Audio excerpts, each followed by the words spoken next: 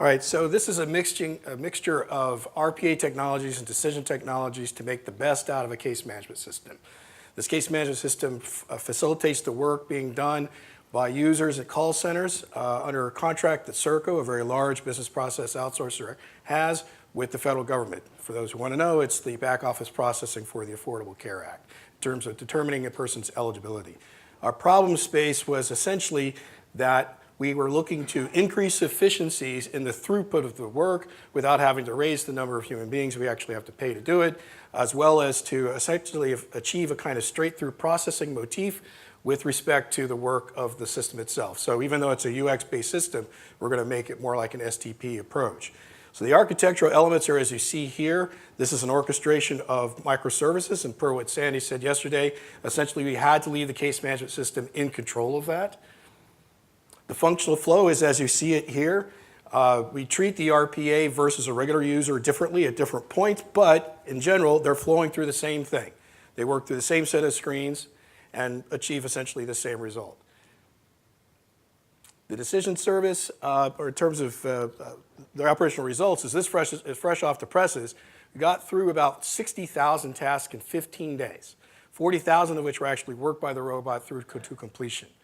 That saved our asses basically in order to meet our SLA requirements. So here is where we put the decision service. It's in front of the rendering of the verification form. It determines whether or not the RPA is eligible to do the work. If it is, then it will so go according to its design. If it's not, then it's the other human beings that will do it.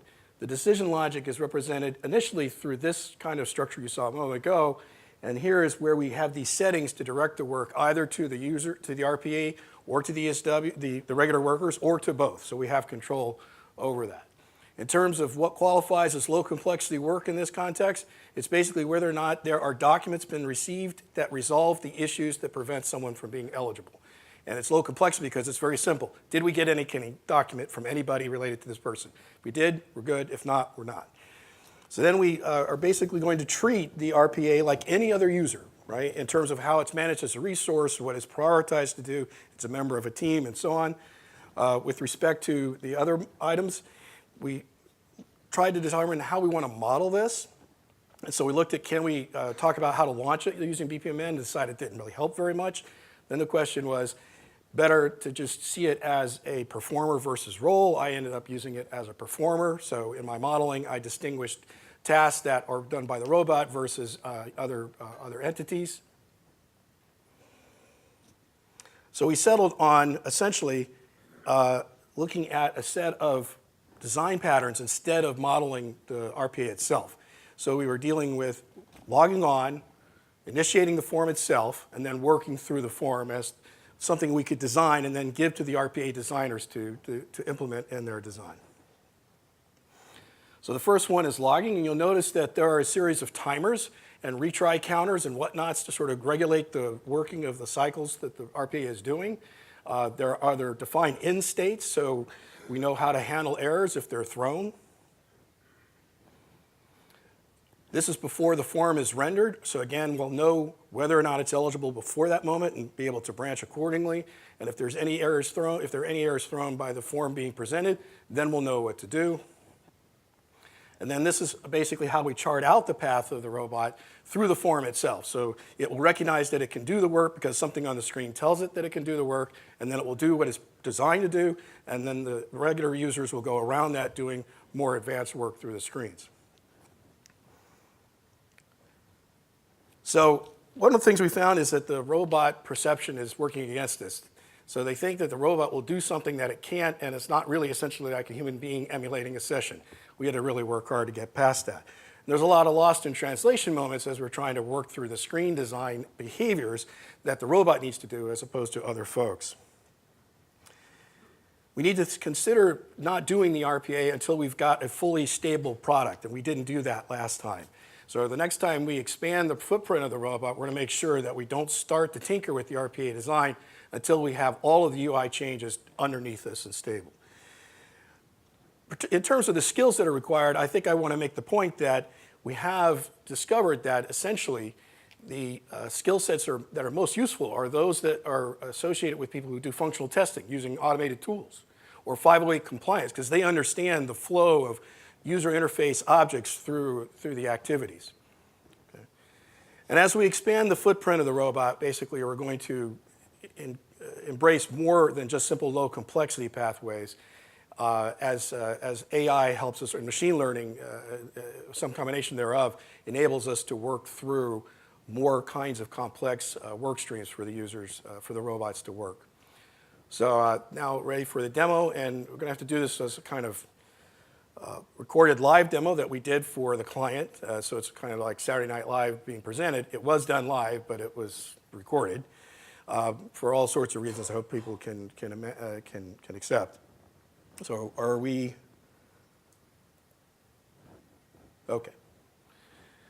So we see here, this is from the Sapiens Decision Manager tool, pushing the use cases through, the test cases through for the service. And you see basically that eligibility, the execution result, is determined by whether or not it's radio silent, which is not getting a document in at all from anybody related to the person on the application. Whether it's one of the qualifying SVIs or DMIs, these are particular domain-specific terms to the verification issues around whether or not you, as an applicant, are eligible for the Obamacare or ACA treatment under the federal exchange. And also, since we're expecting to expand the reach of the RPA to other task types, we also have to test whether this is an expiration type of task or not. So all of those combinations are evident in the test cases you see here.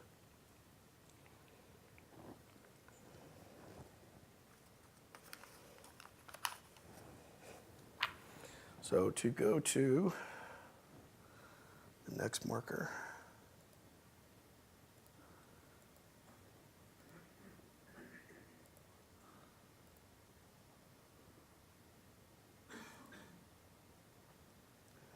This is the admin console that controls the flow of the work. So when the setting is at RPA user only, the RPA triages all of the work. In other words, it goes through everything that's in the queue that it's been directed to work, determines if it can work it, and if it can, works it through to completion. If it can't, it marks it as something only the human being or the regular worker can do, and parks it back into the queue, where it will be subsequently picked up by one of those users using the regular assignment logic. All of this is being controlled by the dynamic work assignment construct that I presented on last year, which is what is used to control the flow of the work to the resources doing the work. So the RPA user only is the default mode. However, we have two other settings, right? If the RPA is offline or needs to be ignored for some reason, we can create an ESW only path, which is going to the regular worker to do it. And so on that setting, the robot will be ignored. In the case of both users, both types of users, regular users and the RPAs, are eligible to draw the work for the first time. And we actually have used this several times already. Just as of this morning, I had them change the setting back to the shared context because we had a few new entries into the queue. And since they're first-time tasks, we have to make this change in order for the regular worker to be able to work it. But we got through all of the tasks that were assigned to us for the second half of April as of 10 o'clock last night. So we're in pretty good shape. Again, all thanks to the robot. Okay. Unfortunately, the next one is on a different. Lloyd, as you cue that up, I wanted to provide a little context on this. And as you know, we disallow case studies in bpmNEXT. And so I want to make sure that we realize what we're looking at here is it's not a case study, although obviously there's aspects of it. We're showing you something that is work in production in a working site. But this is an example of what we want to do more of at bpmNEXT, which is to show solutions that have been built using the components of the technology that we want to show. We're somewhat shy, but not entirely, about what those components are. So I'll identify that, as Lloyd had mentioned, Sapiens Decision is the decision management framework. You could probably see the Appian logo, and the BPM component here is Appian. The RPA is Kapow, a company that actually made their US debut at bpmNEXT several years ago and subsequently was bought by Kofax. What Lloyd was showing a moment ago in what we call dynamic work assignment is a solution that we built using two of those components, Appian and Sapiens.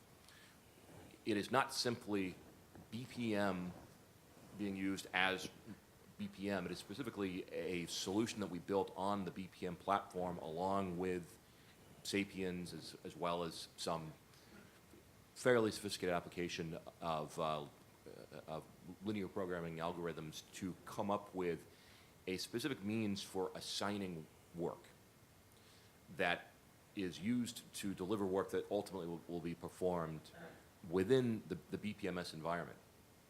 What we are doing now with a combination of RPA is not using RPA to automate tasks inside of BPM in the way that is the more common use case.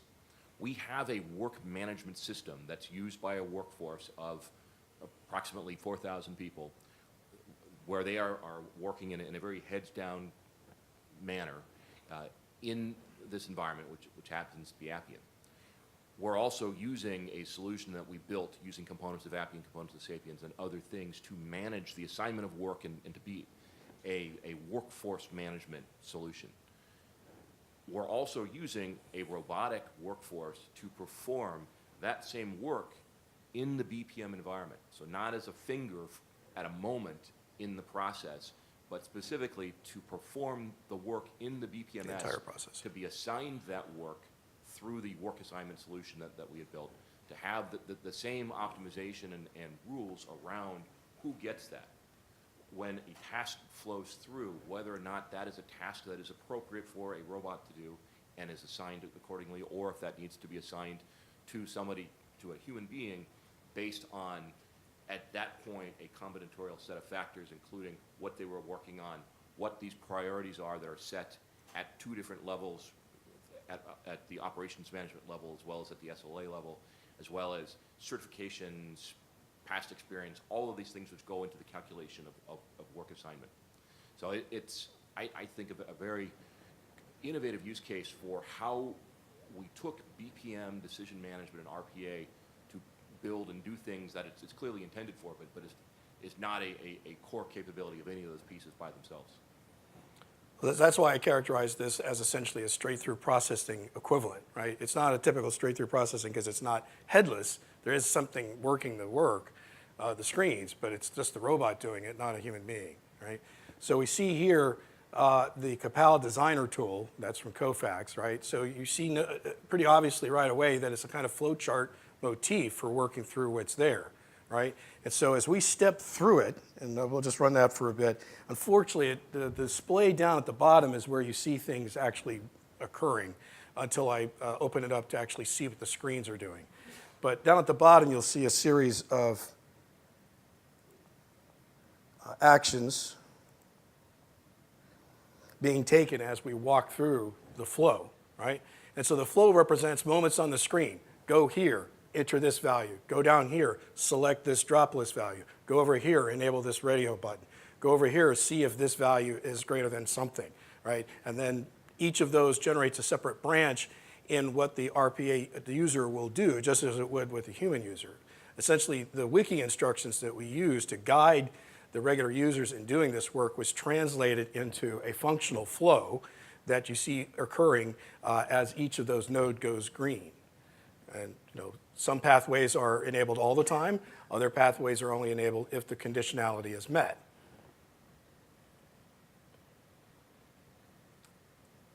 So just let that run for a bit. Again, it'll be hard to see, but down at the very, very bottom, there's text indicating what's going on. It's a little stale when you can't see the screens going on, so about halfway through the demo, we shifted to showing it.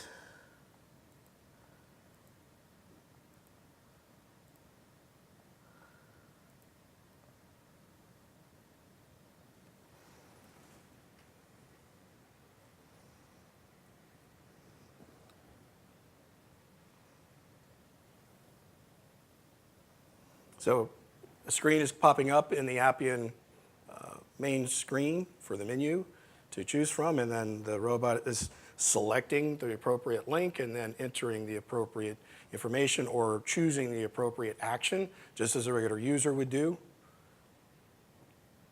And you can see the progress along the functional flow at the top. So in some sense, remember those design patterns that I showed you earlier in the Ignite portion? This is what you're seeing rendered in detail in the RPA design itself. But all of these can be grouped into one of those three categories. Either they deal with the log-on moment, what the RPA user has to do in trying to log on to the system, starting the verification form, which is the main screen to do their work, or actually working through the main screen.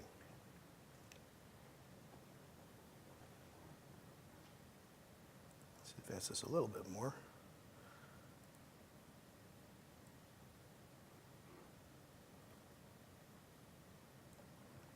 So you can see that there are various specific notational elements of this within the Capal tool set, which don't necessarily translate to something like bpmN.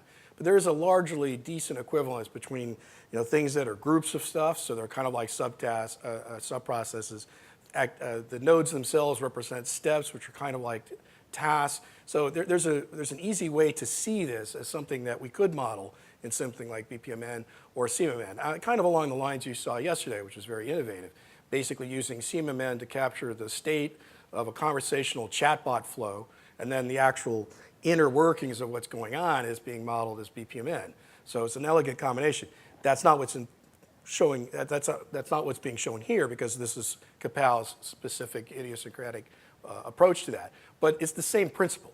There's a context at which a condition or a state is to be understood, and then once that is known, then there are a set of actions to take. It really is the old ECA kind of triplet. There's an event, a condition, and an action. And so we're just chaining these in a particular way that emulate what a regular user would do.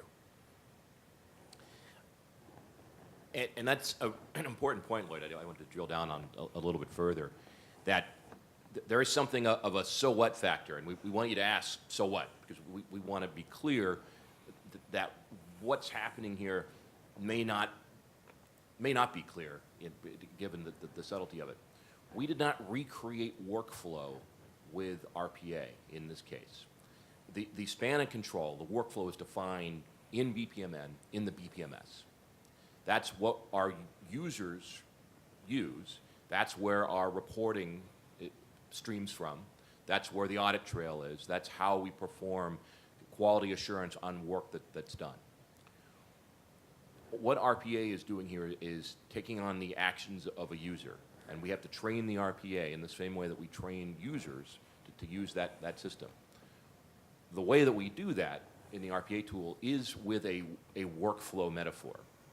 But the rules, the logic, the process that defines how that work is being performed is not represented here, it's represented in the bpmS. And ultimately, the bpmS is what is orchestrating this work. The robot is simply performing the actions of a user.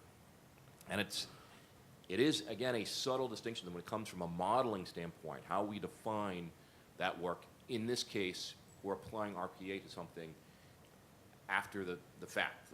We have both the work management environment, the process is defined, as well as the work instructions for the user. We simply have to translate those work instructions into the RPA context, which uses a largely visual design tool that, again, has a workflow metaphor to it. But we're not limiting it to that, in that there is greenfield work and processes where we're applying the combination of BPM, RPA, decision management, IA, collectively, in what, again, I fully contend is intelligent automation, and yes, distinct from the other kind of automation that lacks the intelligence, that doesn't have what we're showing here in terms of how we're guiding it with separately defined and managed and abstracted decision logic and the pieces that make the distinction between what is intelligent and what is simply regular automation. So I've paused it here so you can see, again, it might be a little hard to read some of the text there, but for example, the node down at the bottom says unknown task type. right? So if for whatever reason it was presented something that it was not actually authorized to work, then it knows I need to get out of this. I need to go to the end, exit what I'm doing, because I'm not really supposed to be doing this bit of work, right? Or if the routing failed, the next node up over to the right, or cannot process the task. Again, these are things that the user will know to do through training and experience and the wiki instructions that they are provided to follow.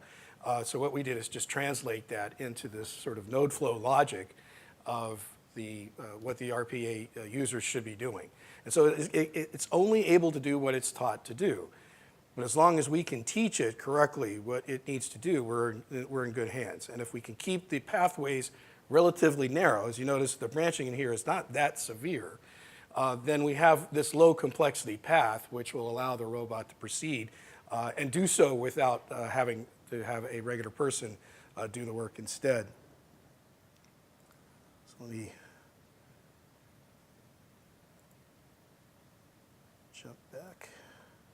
So you can just see more of the kind of branching here. For example, down here it's like, what's the count on something? So it's literally counting how many things in a grid there are in order to determine what to do, because that's what the wiki instructions do. They say the person doing the work needs to count how many things are in this grid, and if it's this number, they do these things. If it's less than this number, then they do these other things.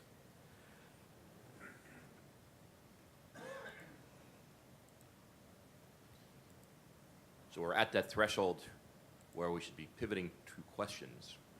Okay, I think I just wanted to conclude. So, I mean, as you can see, it's a rather long flow, so it has to work its all the way out. But just so you know, once we add up the amount of time this took, this was essentially one person working a couple person weeks tops, right? And we also found that we got the benefit of actually running in production because we couldn't replicate everything in QA. And one of the things I want to point out is that the robot has to know how to softly fail, right? Because you can't account for every contingency. So we built that in, and we also built in the allowance for intermittent latency, because we did find that if a screen refresh didn't happen fast enough, the robot might just move on and not know that it made a mistake. But again, the soft fail makes that mistake a benign one, so we can go back and retrofit it. But you are hostage basically to some things out in the network, in the design that you create, that you can't control until you experience them. So we actually have found that QA testing probably should only capture about 80% of what we expect. The rest will actually capture in production.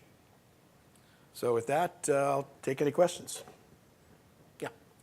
So actually my question was exactly about the self-failing. I don't see any, like the bpmN or that diagram, I don't see any branching out of, let's say here, for whatever is a network fail, I cannot even retry. At this point, I have to give up to the human. So like human can take over, just continue from there, or maybe one task. Well, when you see something like Lloyd, submit, repeat the question and then answer it. one more time. Sorry.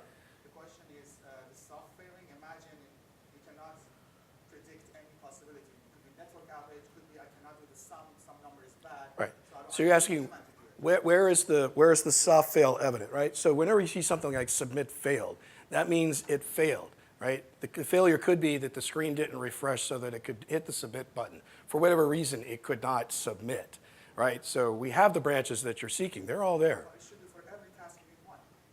Literally, every task could potentially fail. So that means the diagram would blow up. Every task flows through this.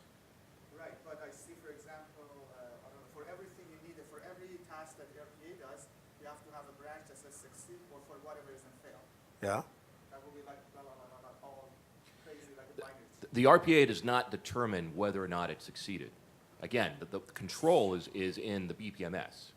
This is not the workflow. Right. This merely prescribes the behavior of the RPA. Now, the RPA can be told that it failed, but we don't define the criteria for success or failure in the RPA. That's in the BPMS, because that's where the control flow is. So can I see where it shows that if you fail at that point, how now human takes over? Where is that? No. See, the whole process is being run through by the robot.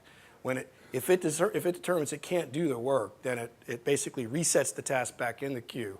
Then the human gets it. Yeah. Goes back to the beginning.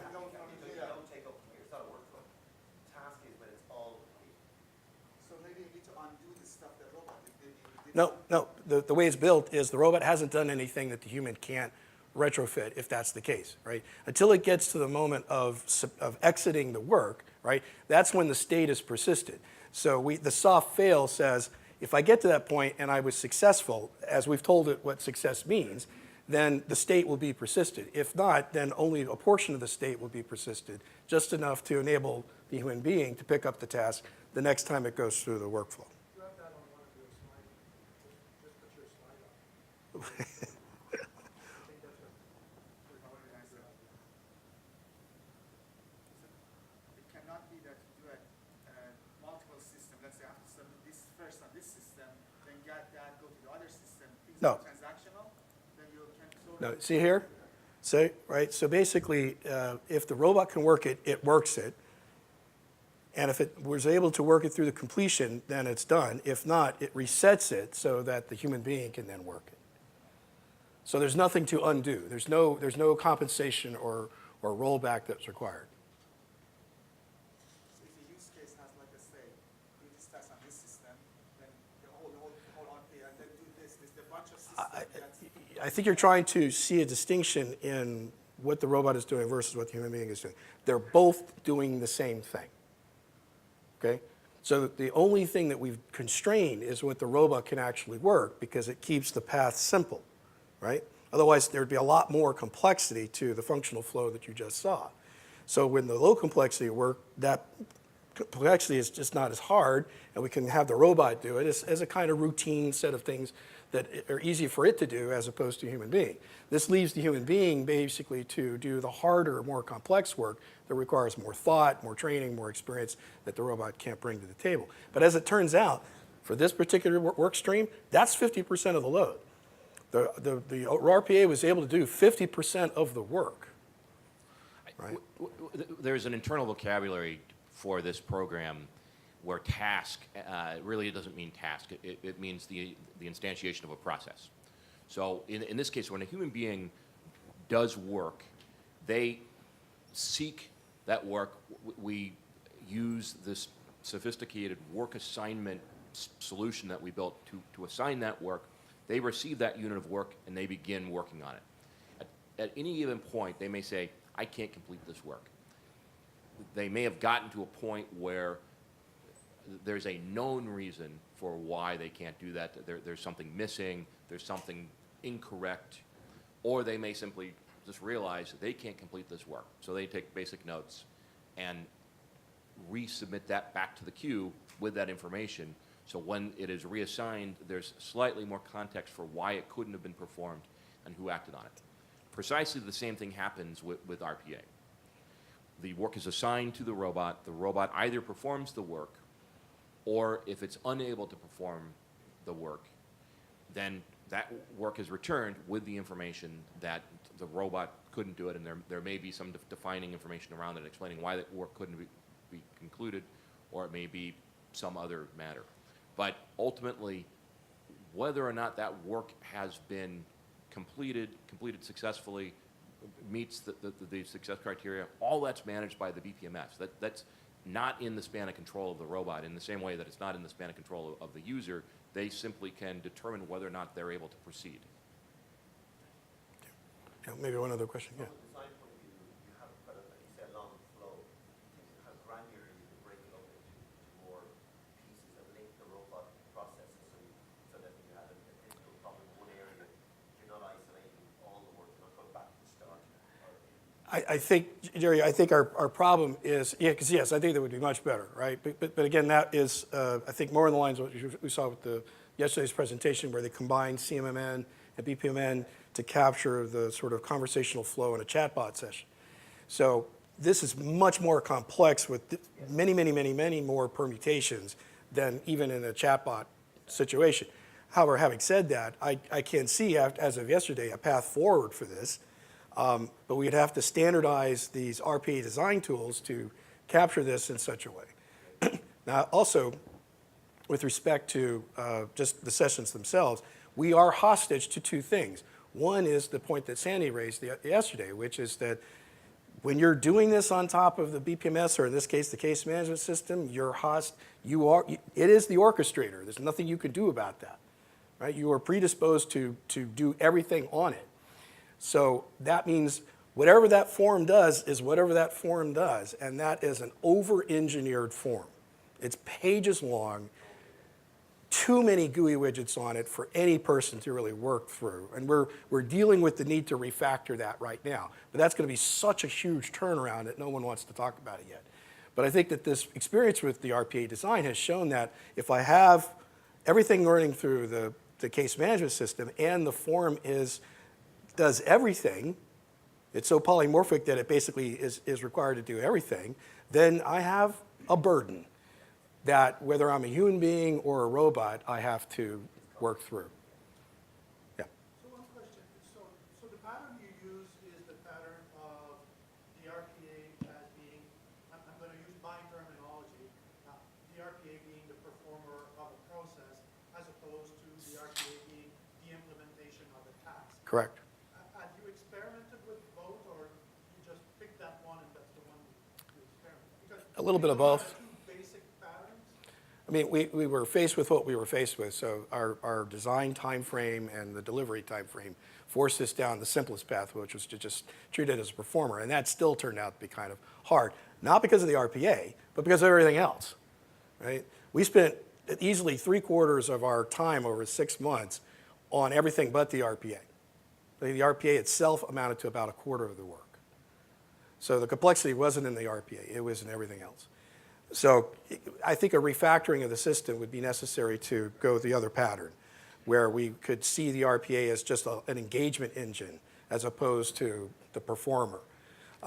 Which is why, remember I showed the slide where I tried to think of it, how am I going to model launching this in bpmN? It really didn't make any sense under the current situation to treat it that way because it's not launching it that way in any material way that's of use, right? And so whether it's a call activity or an invoked service, again, that's really not what's going on. It's really just another user. So I need to qualify that slightly. he's my boss, so he can do that. And Lloyd took my vision and made it reality, but it began as my vision, my idea, and I was very unambiguous in my thinking at the time that RPA was specifically going to be the performer, that we would have very clearly defined separation of concern between where the work is defined and managed versus what entity is performing that, for a very specific reason, that for all of this work, every action that is performed by RPA, today this is true, and this as we move forward, this will still be true. All of that has to be able to be performed by a human being. And that what we want to do is continuously expand the envelope for that which can be automated. But rather than coming up with moments and units of automation that we can take that away so that humans don't have to do that work, we're applying that automation to precisely the same systems that the humans are using and creating a learning loop so that we can expand the types of work that they do. We have, let's say, 100 different process types or basic units of work, but there's an infinite number of nuances to them which ultimately determine whether or not a human being can actually, or whether or not automation can be applied to it, or whether or not it requires a human being, and what human being is required to do that. Our greatest inefficiency in the work is the examination of the work, figuring out how it's performed or how it needs to be performed, and whether or not it is at that moment in the hands of the right resource to perform it. So we took that problem set and applied automation to that first in coming up with this solution for work assignment. And then secondly, once we've solved the issue of knowing precisely who should get this work at that moment in time in order to have the optimal outcome on that work, to be able to continuously carve out criteria for that work that can be performed by automation. So with that, automation's role will always be to perform that same work in the same environment within the same control points as a human being, as opposed to splitting that up and saying, this is the work that's done by automation and this is the work that's done by humans. In every case, it can be done by either. It's at that moment in time, what is the best resource to perform that work?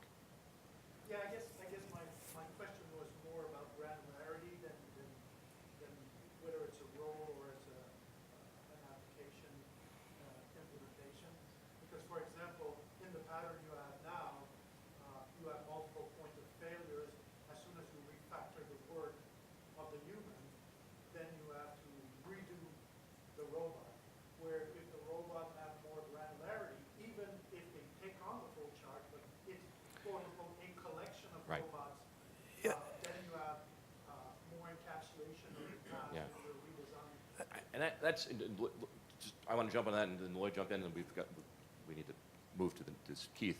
But that's why design is so critical to this and so overlooked.